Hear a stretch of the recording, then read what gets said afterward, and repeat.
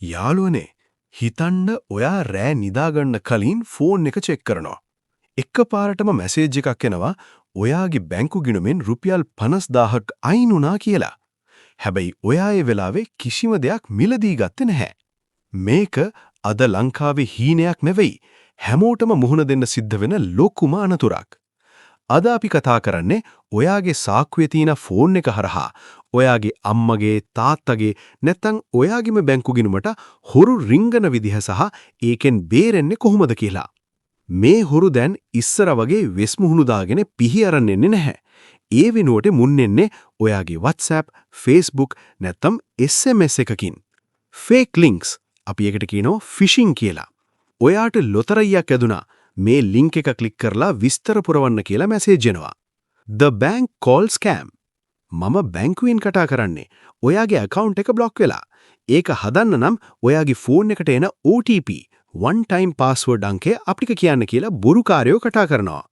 App scams. නොමිලේ games හෝ data දෙනවා කියලා එවන අනවශ්‍ය apps install කරගත්තම ඔයාගේ බැංකු විස්තර ඒ හොරුන්ට නිකම්ම ලැබෙනවා. දැන් අපි බලමු මේ හොරු කොහොමද තාක්ෂණය පාවිච්චි කරන්න කියලා.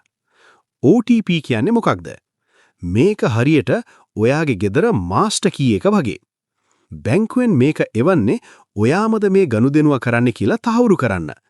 ඔයා ඒ අංකය කාට හරි දුන්නොත් ඔයා හොරාට ගෙදර යතුරු දෙනවා වගේ වැඩක්. malware. ඔයා ලින්ක් එක ක්ලික් කරපු ගමන් ඔයාගේ ෆෝන් එකේ තියෙන SMS කියවන්න පුළුවන් software එකක් හොරාට ලැබෙනවා. එතකොට ඔයා OTP එක නොදුන්නත් හොරාට ඒක පේනවා. public Wi-Fi වලට පාරේ තියෙන password නැති Wi-Fi වලට connect වෙලා බැංකු ගනුදෙනු කරන්න එපා. ඒක හරිම අවදානම්. යාළුවනේ මේ ටික හොඳට මතක තියාගන්න. කරන්න එපා. don'ts. කිසිම වෙලාවක OTP එකක් කාටවත්ම කියන්න එපා. බැංකුවෙන් කවදාවත් OTP එකක් ඉල්ලලා ඔයාට කෝල් කරන්නේ නැහැ. හඳුනා නොගත් ලින්ක් ක්ලික් කරන්න එපා. විශේෂයෙන්ම නොමිලේ රීලෝඩ්, රැකියා අවස්ථා වගේ දේවල්. ඔයාගේ බැංකු කාඩ් එකේ විස්තර CVV අංකය පිටුපස තියෙන අංක 3 කාටවත් ෆොටෝ ගහලා යවන්න එපා. අනිවාර්යෙන් කරන්න.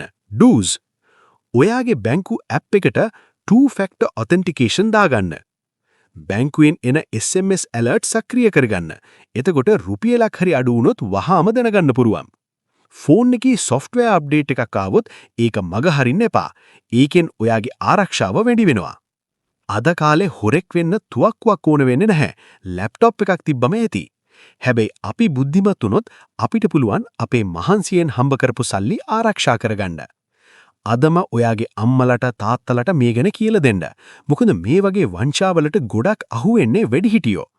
ඔයා තාක්ෂණය දන්න කෙනෙක් විදිහට පවුලේ අයව දැනුවත් කරන එක ඔයාගේ වගකීමක්.